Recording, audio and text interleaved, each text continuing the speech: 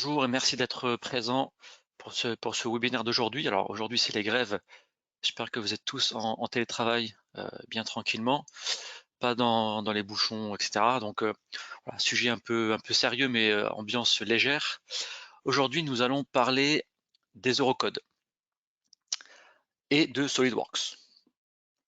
Alors, j'espère que tout est OK. Donc j'enregistre. Parfait. Allez.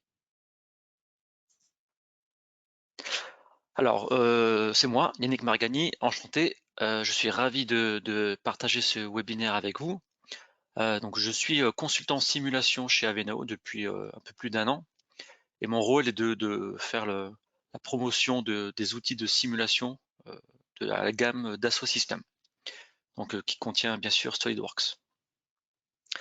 Vous pourrez intervenir dans ce webinaire en posant vos questions, donc tous les micros sont coupés, mais vous pouvez poser des questions. Vous l'avez déjà fait, juste avant pour, en me répondant que tout allait bien, donc utilisez le même canal pour poser vos questions et puis, il y aura une session de questions-réponses à la fin. D'accord? Avant de commencer, j'aimerais avoir votre avis. Vous avez un QR code, que vous pouvez flasher avec votre téléphone ou alors vous pouvez aller sur le site, www.menti.com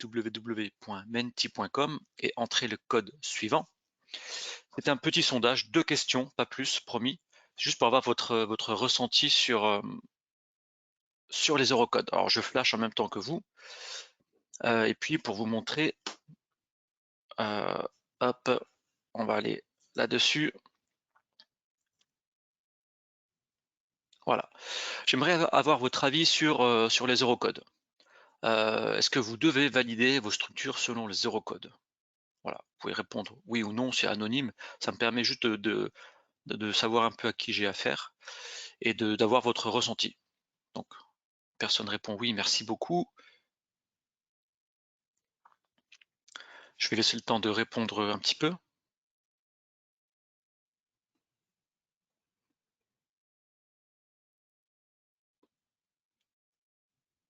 OK. Deuxième question, comment faites-vous pour valider, aujourd'hui? Comment faites-vous, pour valider vos structures selon les Eurocodes? Est-ce que vous faites le calcul en interne ou est-ce que vous sous-traitez le calcul auprès d'un bureau d'études, certifié? D'accord, donc je vois pas mal de questions, pas mal de réponses, réalisées en interne, un peu de sous-traité aussi. Parfait, parfait. Bah, écoutez, merci beaucoup pour votre participation. On revient sur la présentation. Donc ça me permet, voilà, ça me permet de savoir un peu comment vous enfin, si les Eurocodes vous intéressent, mais si vous êtes connecté, c'est que oui. Et comment vous faites aujourd'hui, est-ce que vous sous-traitez ou est-ce que vous faites tout en interne? Si vous êtes client, SolidWorks Simulation, bonne nouvelle, c'est que, le webinaire va vous apporter des réponses. Alors, les Eurocodes, qu'est-ce que c'est? Et d'abord, pourquoi on a fait ce webinaire? Parce que souvent, on nous a posé la question si, on pouvait traiter les Eurocodes avec SolidWorks. Donc, on a eu pas mal de questions par le passé et ce qui nous a amené à réaliser ce webinaire d'aujourd'hui en espérant vous apporter des réponses. Les Eurocodes, qu'est-ce que c'est? Ce sont en fait des normes européennes qui régissent la construction et le dimensionnement de bâtiments structurels et dans le but d'homogénéiser les bonnes pratiques de construction pour garantir dans tous les États membres de l'Union européenne les mêmes normes en termes de résistance des structures, de durabilité, de sécurité. Les Eurocodes se divisent en plusieurs parties en fait. Vous avez l'Eurocode 0 qui est la base de calcul de structure, donc qui fixe toutes les règles, qui donne toutes les dénominations, etc. L'Eurocode 1, les actions sur les structures, donc qui donne vraiment les directives sur les chargements à appliquer, par exemple le poids propre, les charges d'exploitation, les charges exposées au feu, etc., etc., charges de neige, charges de vent. Donc il y a vraiment plusieurs documents qui régissent toutes ces règles et elles sont mises à jour de manière régulière et de manière permanente. Donc, ce qui nous intéresse aussi aujourd'hui, ça va être les Eurocode 3, donc calcul sur les structures en acier, et les Eurocode 8, qui est sur le calcul sur la tenue en séisme des structures. Alors, pour vous montrer un petit peu aussi les Eurocode, donc ce sont des documents avec beaucoup de pages qui régissent toutes ces règles. Donc là, j'ai mis un extrait de cette première page en fait sur les bases de calcul. Vous avez ensuite un autre document sur voilà, sur les actions générales, le poids propre, les charges d'exploitation, etc. Donc c'est beaucoup de documents, beaucoup de pages.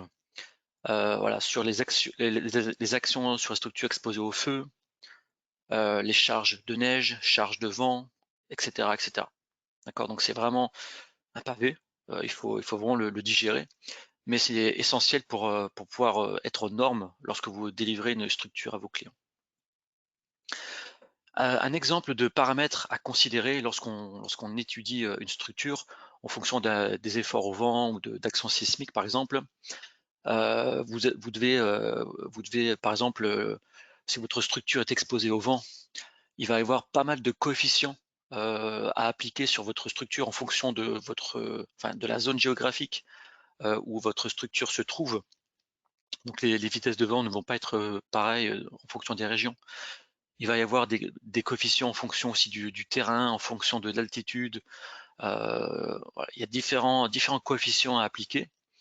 Donc là, je les ai mis à gauche une image qui est donc qui provient de ICAB, qui montre une cartographie de la France en fonction des régions, donc pour des coefficients de vent. Et à droite, lorsqu'on veut étudier une structure par rapport aux actions sismiques, pareil, en fonction de la zone géographique de la structure, en fonction du terrain, en fonction de la classe du bâtiment, vous avez tout un tas de paramètres qui doivent pondérer en fait un certain effort. Le graphe qu'on voit ici, donc cette partie-là, cette courbe-là, que j'essaie de surligner ici, là, que je peux même voilà, vous montrer ici, cette courbe-là représente par exemple un spectre de réponse élastique à appliquer sur une structure, qui va dépendre de différentes choses. D'accord? Donc, ce qu'il faut retenir, c'est que en fonction de ce que vous souhaitez faire en termes de charge au vent, à la neige, séisme, etc., les eurocodes sont ni plus ni moins qu'un tas de coefficients à appliquer à la structure en fonction de beaucoup de paramètres. Pour faire simple, c'est un peu ça. Ensuite, vous devez considérer des cas de chargement. Alors, je vous ai mis un exemple de cas de chargement que j'ai extrait de Portal Plus, qui est un logiciel édité par ArcelorMittal. Donc là, en fait, vous voyez différents chargements, les charges permanentes appliquées sur la structure, des charges d'exploitation, mais aussi, par exemple, des chargements de vent sur différents éléments structuraux de l'ensemble, sur pignon, etc. Des charges de neige, d'accord? Donc vous avez tout un tas de cas de chargement à appliquer, et ensuite vous avez des combinaisons de cas de chargement appliqués en fonction des états limites ultimes, les ELU, ou des états limites de service, ELS. Je vous expliquerai un peu ce que c'est plus tard, mais on peut déjà vous dire qu'un état limite ultime, c'est l'intégrité de la structure vis-à-vis de certains critères de résistance. Donc on va regarder certains critères de résistance en compression, traction, flambement, etc.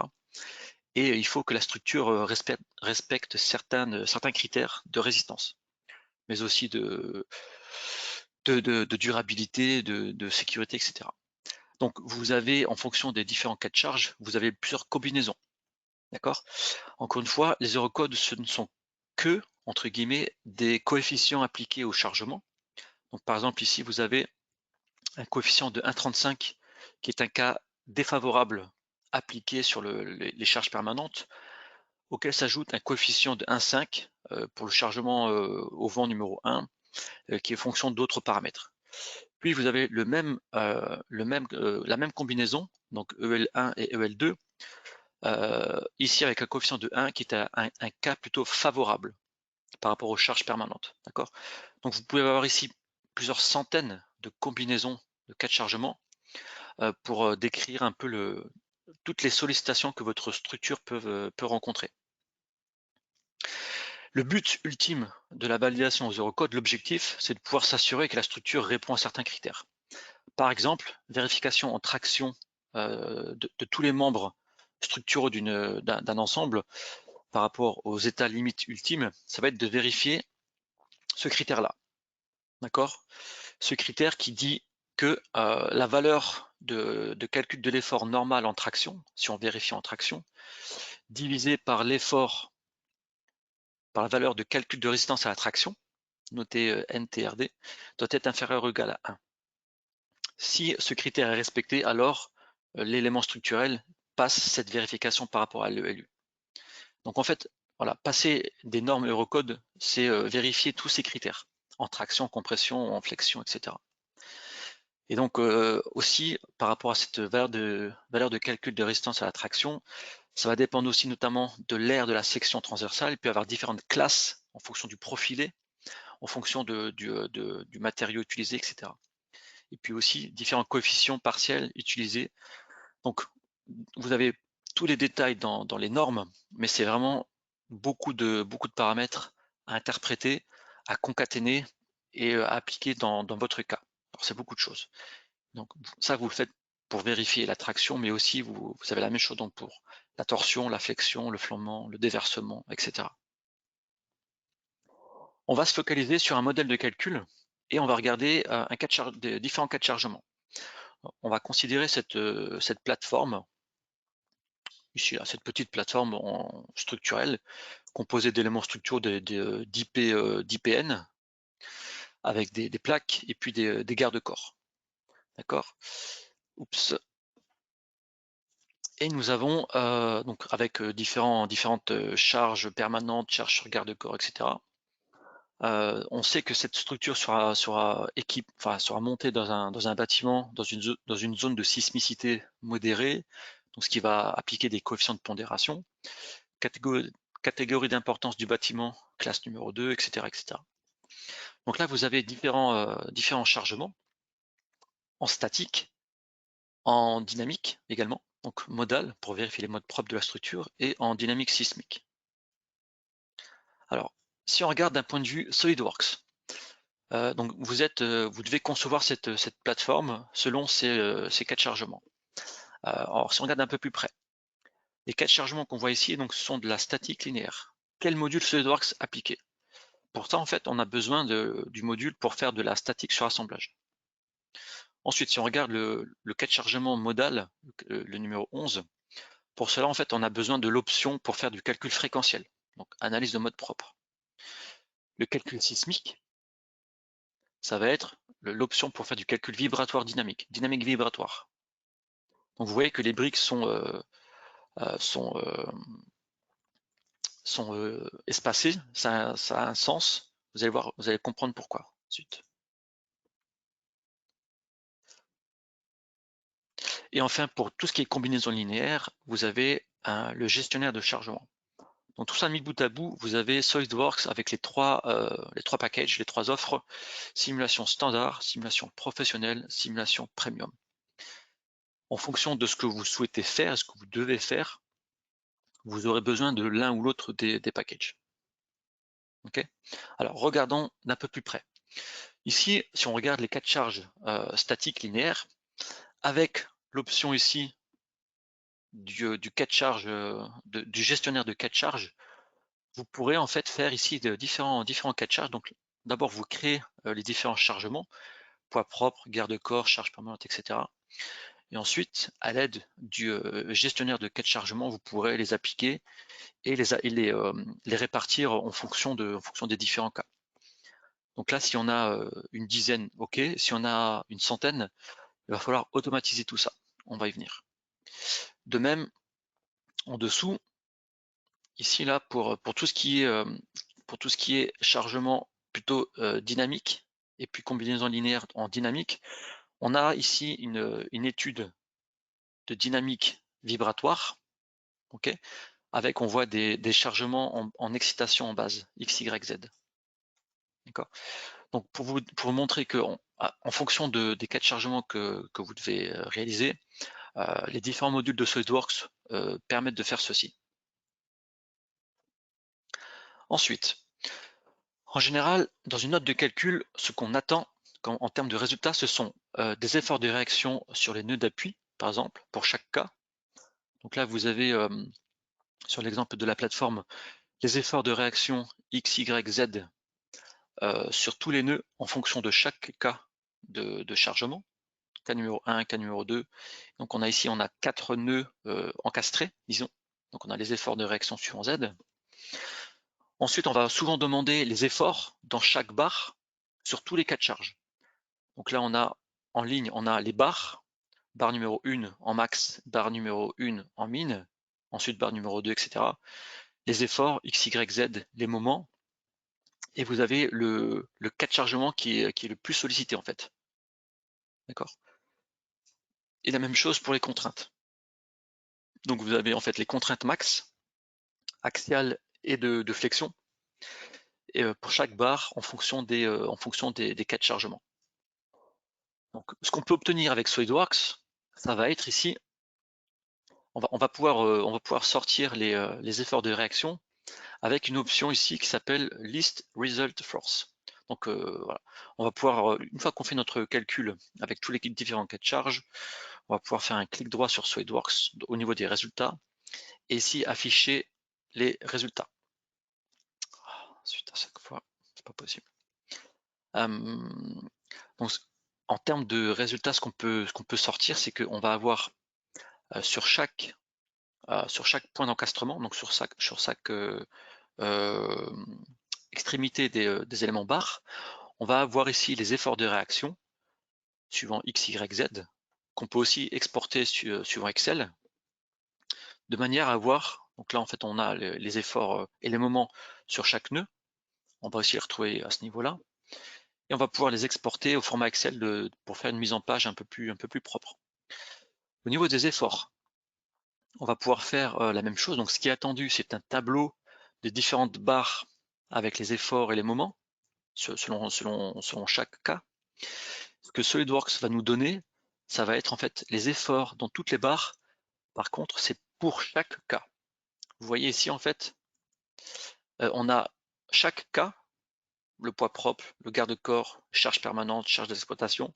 Et ce qu'on nous donne, en fait, hop, si je zoome un peu, ça va être un tableau qui va lister les efforts dans chaque barre, mais ça va être pour un cas donné. D'accord? Donc, on peut aussi exporter ça sous Excel en faisant une sauvegarde. Ça nous donne un tableau de ce type-là.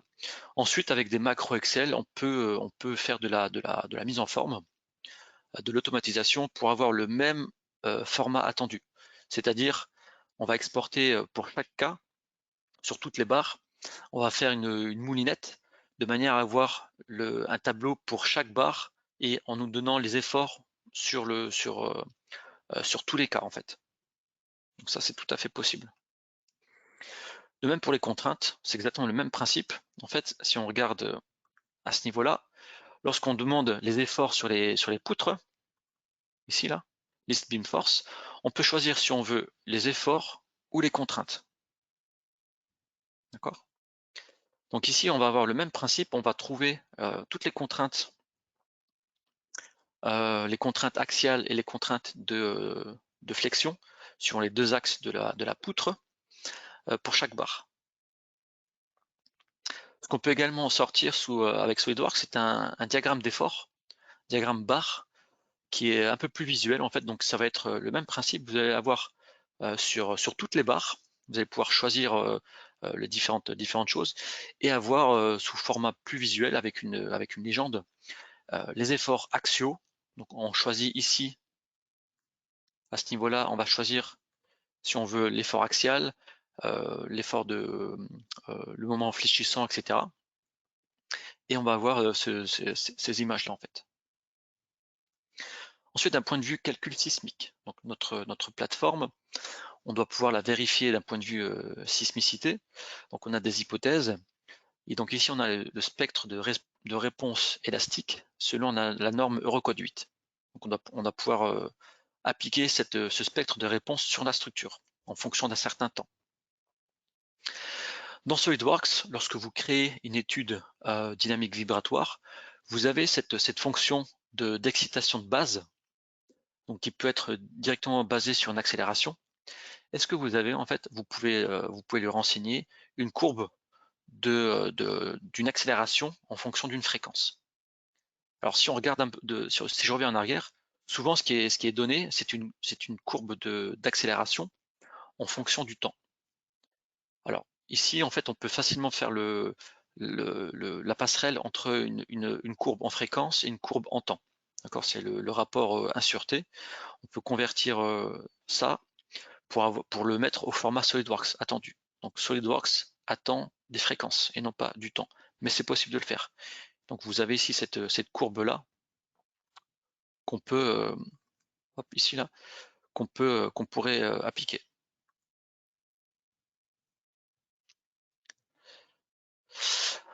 Pour automatiser tout ça, ce qu'on peut faire avec SolidWorks, ce sont des macros visuels basiques.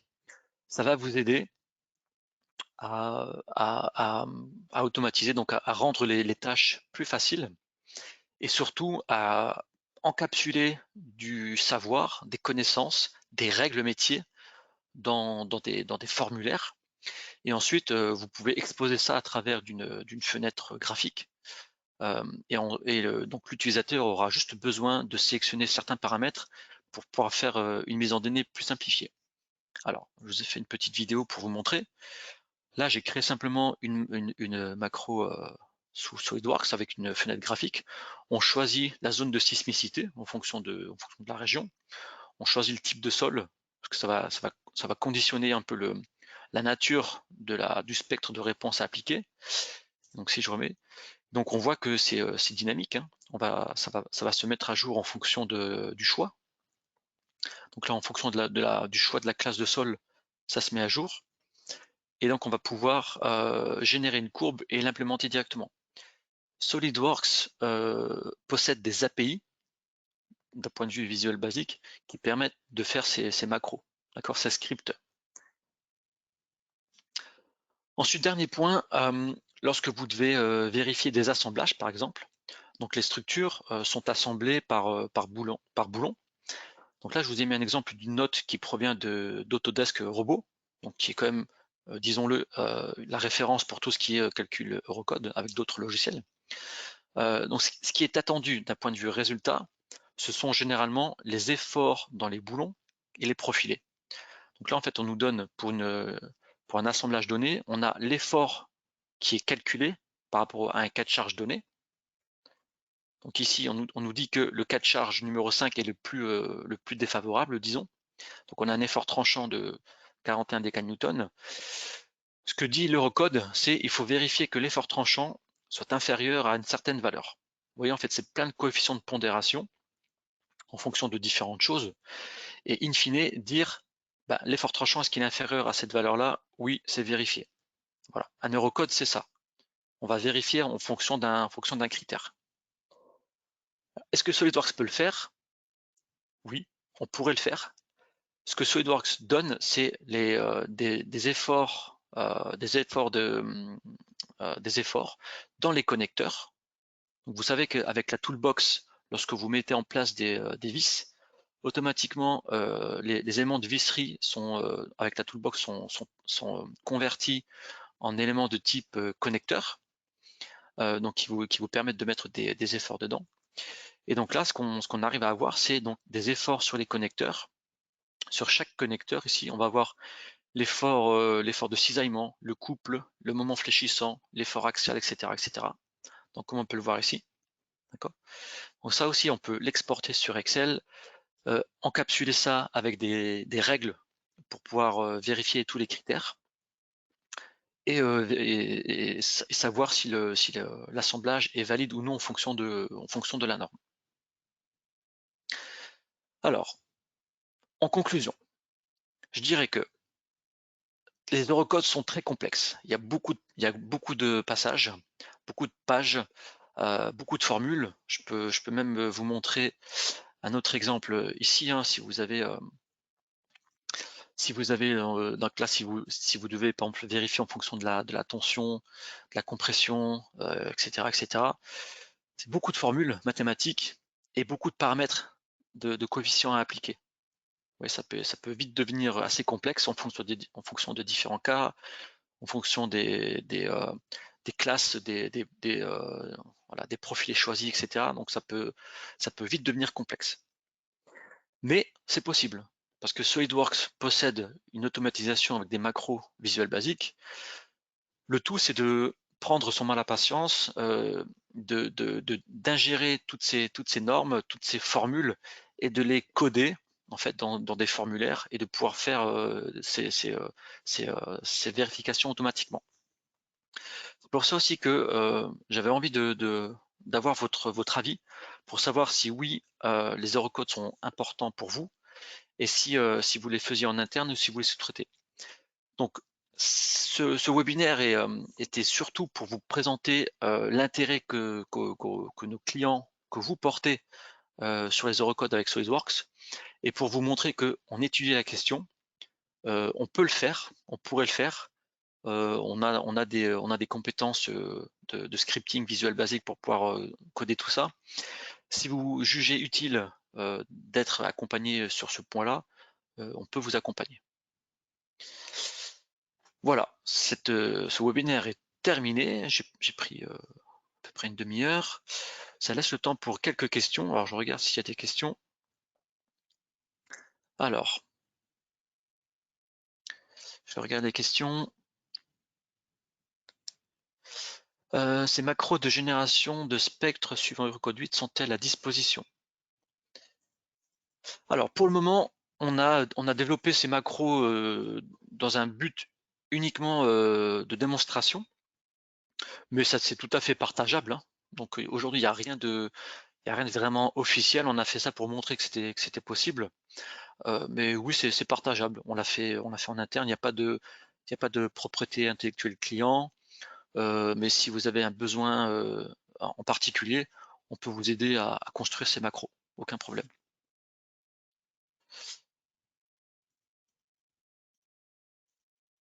Alors,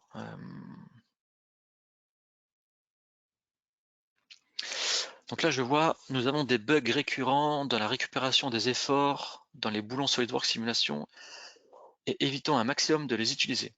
Avez-vous déjà eu ce type de retour chez d'autres utilisateurs?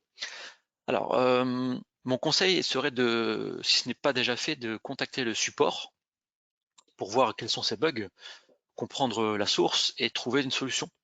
Personnellement, non, je n'ai pas vu de bug, mais peut-être que je n'ai pas poussé le problème assez loin. Si vous avez besoin d'en discuter un peu plus, on est à votre disposition pour ça. Donc, autre question, est-ce que Avenao propose des formations aux API, donc à l'automatisation? Oui, il y a des formations sur l'automatisation par macro qui existent, et Avenao est en mesure de délivrer ces formations.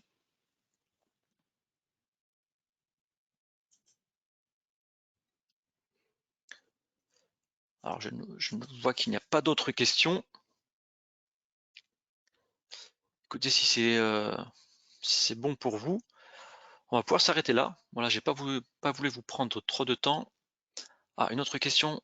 Les formations API incluent-elles également les formations API SolidWorks Simulation? Oui, tout à fait.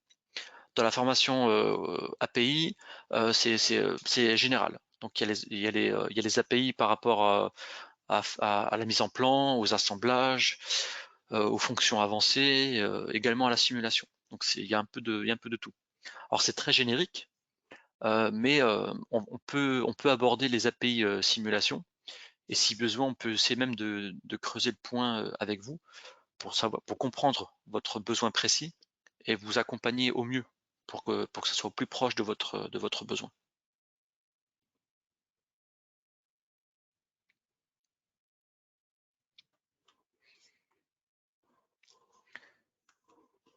Voilà, écoutez, plus d'autres questions, donc merci encore une fois pour votre participation et votre échange. C'était interactif, c'était très intéressant. vous remercie, je vous dis à bientôt pour un autre webinaire et prenez soin de vous et profitez bien du télétravail si vous êtes en télétravail. Bonne journée, merci, à bientôt.